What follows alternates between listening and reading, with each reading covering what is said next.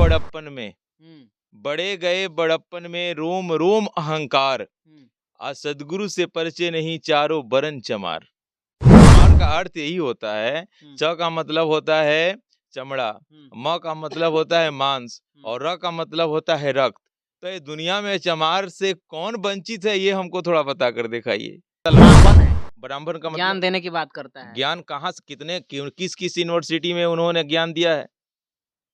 थोड़ा आप भी एथी करते हैं तो थोड़ा बताइए हमको, कहाँ कहाँ ज्ञान दिए वो अरे लोग? पूजा पाठ कराने का उन्हीं के पास राइट्स है, अधिकार है। आप कराइएगा तो आप जो है वो स्वर्ग में नहीं जा पाइएगा।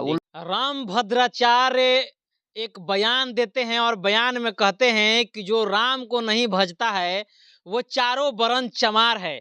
जैसे ही ये बयान देते हैं तैसे ही सोशल मीडिया पर इनका बयान चारों तरफ वायरल हो जाता है और जितने भी बहुजन समाज के शुभचिंतक है, जितने भी बहुजन समाज के इंटेलेक्चुअल है, बुद्धिजीवी है, चाहे वो राजनेता ही क्यों ना हो, उनको चारों तरफ से खिंचाई करने लगते हैं और अंत में राम भद्राचार्य को माफी भी मांगना पड़ता है।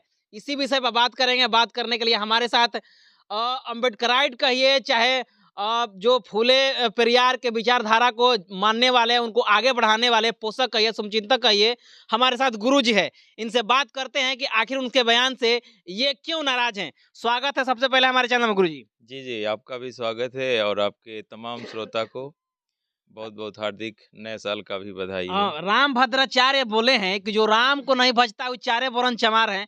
क्या तकलीफ है इससे आप लोगों को? देखिए, एक बात समझिए कि हम लोग पढ़े हैं हाँ। कि आपको जो उन्होंने कहा राम की बात जो, तो आप लोग सुने होंगे सुरेंद्र राम, हरेंद्र राम, पिंटू राम, यानी कि बहुत सारे ऐसे भी भारत में बहुत से लोग हैं जो अपने नाम के पीछे राम को सजा के रखते हैं। तो आप बताइए कि कौन राम को कम जानते हैं और कम नहीं जानते हैं? ये तो आपको पता लगाना होगा कि अपने नाम के साथ वो लगा के रखते हैं। तो हमको तो लगता है सबसे बड़ा राम भक्त वही लोग हो गए जो राम को सरनेम लिखते हैं और देखने को ही मिलेगा। तो इसलिए देखिए वो बात नहीं है, असल में बात ये है, हम लोग कबीर साहब से के विचारधारा पर चलने वाले लोग हैं, पेरियार साहब के विचारधारा के लोग हैं, अंबेडकर साहब के और नाना प्रकार के जितने भी समाज सेवी लोग हैं उनके विचारधारा के लोग हैं। तो हम लोग का कहना ये है, कहते हैं देखिए कि बड़े गए बड़प्पन में, बड़े गए बड़प्पन में रोम रोम अहंकार, आज सदगुरु से परिचय नहीं चारों बरन चमार। अच्छा। इसका मतलब ये हुआ हाँ। कि जो अपने अपने पद और प्रतिष्ठा के अहंकार में अपने आप को जगत गुरु समझ लें, राजगुरु समझ लें, जितना गुरु आपको समझना है समझ लीजिए, लेकिन जब तक उसके अंदर समदृष्टा की बात नहीं होता है, तब तक समता की बात नहीं होता है, तब तक तो सही में चमड़े के गुण रूप देख करके वो खुद ही चमार है। चमार का अर्थ यही होता है, च का मतलब होता है चमड़ा, म का मतलब होता है मांस और र का मतलब होता है रक्त। तो ये दुनिया में चमार से कौन वंचित है, ये हमको थोड़ा बता कर दिखाइए। सभी के सभी चमार ही हैं, क्योंकि च का मतलब होता है, फिर से सुन लीजिए, च का मतलब होता है चमड़ा, और म का मतलब होता है मांस और र का मतलब होता है रक्त। यानी चमड़ा और मांस और रक्त से बना ये शरीर है। तो अब ये कोई भी आचार्य हो या शंकराचार्य हो, ये देख ले कि ये हम में है या नहीं है, ये देख ले पहले, ठीक है ना।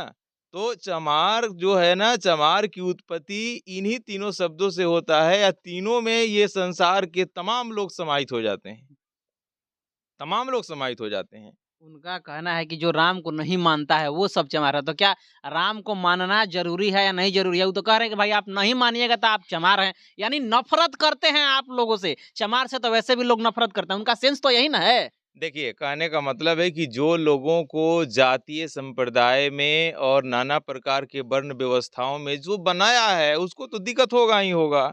हम लोग वैसे लोग हैं जो हम लोग मानव को मानवता की बात करते हैं, हम लोग किसी प्रकार के जाति धर्म और संप्रदाय की बात नहीं करते हैं। तो इसलिए हम लोग का साहेब भी कहे कि जहाँ लग नाता जाति से तब लग भक्ति न होए, भक्ति करे कोई सूरमा जात वरन सब खोए। कि जब लग नाता जाति से है तब तक तो भक्ति का वो पढ़ाई पढ़ा ही नहीं है, एक लाइन भी नहीं जानता है, वो भक्ति तो कर ही नहीं सकता है, क्योंकि भक्ति में जाति तो आता नहीं है। तो वो जाति का बात कैसे कह दिया भाई, ये समझने वाला बात है। हिंदू धर्म के जितने भी संत हैं, महात्मा हैं, क्या वे जाति देख के ही संतगिरी करते हैं, या जो भी कहिए राम के भजन करते हैं, मतलब उनके अंदर जातिवाद का जो कीड़ा है वो चल रहा है? वो धर्म नहीं है, उसको बहुत लोगों ने आजकल व्याख्यान भी करते हैं कि ये ब्राह्मण धर्म है। ब्राह्मण धर्म का मतलब होता है जाति देख करके, कैटेगरी देख करके, रूप रंग देख करके उनका व्यवहार किया जाता है, समझ गए। और धर्म कहीं भी जाति और संप्रदाय की बात नहीं करता है, नहीं करता है, कभी नहीं करता है। इसलिए हम लोग ये बात को जानते हैं कि जो जातिगत आदमी है, जो जाति की भावनाओं से ग्रस्त है, वो इस तरह की बात और विचार करता है। और हमारे अंबेडकर साहब, पेरियार साहब, कबीर साहब, रैदास साहब, जितने भी हमारे समाज सेवी लोग हैं, उन्होंने कभी भी समता की बात कही है और हम भी समता की बात करते हैं। लेकिन जो लोग जाति पाति पे अपना बहस करते हैं कि ये फलना जात, तो जाति बनाया किसने? जाति बनाने वाले भी तो वही लोग हैं।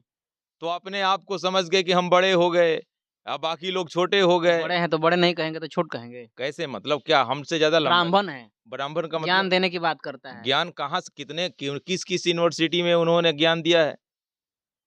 थोड़ा आप भी एथी करते हैं तो थोड़ा बताइए हमको, कहाँ कहाँ ज्ञान दिए वो लोग? पूजा पाठ कराने का उन्हीं के पास राइट्स है, अधिकार है। आप कराइएगा तो आप जो है वो स्वर्ग में नहीं जा पाइएगा, वो लोग स्वर्ग में भेजते हैं। देखिए, नर्क में जाना है तो कराइए। ये तो बहुत बड़ा सौभाग्य की बात रहा, सौभाग्य की बात रहा कि स्वर्ग का एजेंटी उन लोग को मिल गया कि मरे हुए लोगों को वो लोग स्वर्ग भेज देते हैं। नहीं तो जानते हैं, जिंदा लोगों में अगर स्वर्ग में जाने के बात रहता तब तो देख ही रहे हैं कि ठेलम ठेली चल रहा है। जब महामहिम के पदों को सही सभी जगह पर उपयोग नहीं लाया जा रहा है, देख रहे हैं इसी अयोध्या के मामला में महामहिम आएंगे, संसद भवन उद्घाटन हुआ तो आई नहीं ना। तो जब आपको यहाँ बड़े से बड़े पदों पर नहीं बैठाया जा सकता है तो वहां पर ये लोग क्या करते?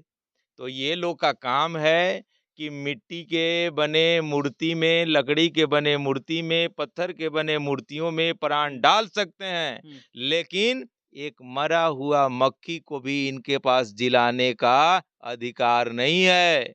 ये मरा हुआ मक्खी एक जिंदा नहीं कर सकते, लेकिन लकड़ी में प्राण फूंक देंगे, पत्थर में प्राण फूंक देंगे, समझ गए कि नहीं? लेकिन अगर चैलेंज है इस बात को कि अगर मरा हुआ मक्खी को अगर वो अपना मंत्र से जिंदा कर दे तो हम उसका गुलामी करेंगे। राम भद्राचार्य जो हैं वो माफी मांग लिए हैं, सोशल मीडिया पर उनको कह रहा है कि तुम्हारा आंख जो दोनों सूर है, इसी के आवेश में जो तुम बोल रहे हो, इसी का तुम्हें पिछला जन्म का तुमको फल मिला है, सोच समझ के तो बोल लेता। क्या कहेंगे इसे? देखिए, ये बात निश्चित रूप से है कि जिन्होंने इतना राम का व्याख्यान किया, राम की चर्चा किया, और दोनों आंख अभी अंधे के अंधे रह गया नहीं, तो अरे भैया, इससे बड़ा जीता जागता सबूत क्या हो सकता है? राम को तुम भजता, तुम्हारा दोनों आंख सीख हो जाता। तो हम लोग एक भजन गाते हैं, जानते हैं कि का होई हो अंधेरे के आगे आईना। अंधेरे आदमी के, व्यक्ति के खूब बढ़िया शीशा ला के रख दीजिए तो क्या कर पाएगा? आप ही सोचिए, खूब बढ़िया शीशा लगा दीजिए तो हम लोग उसमें भजन के एक पद में गाते हैं कि का होई हो अंधेरे के आगे आईना, ठीक है ना? तो अंधेरे के आगा आईना यानी खूब बढ़िया से दर्पण लगा लीजिए, लेकिन अपना फेस नहीं देख पाएगा।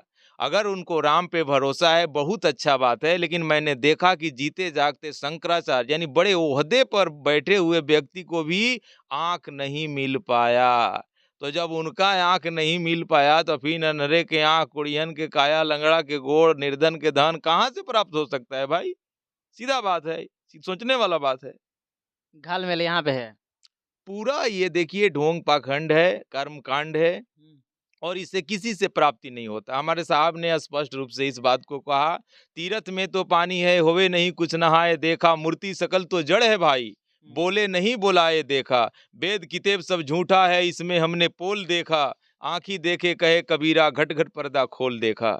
उन्होंने कहा तीरथ में पानी है और जितने भी देवी देवता हैं मैंने जाकर देखा, उनको खूब समझाया, लेकिन नहीं बोल पाए, न डोल पाए, न घूम सके, न खा सके, न पी सके। तो ये सब ढोंग के ढोंग है, पाखंड के पाखंड है। कम पढ़े लिखे लोगों का हालात यही है।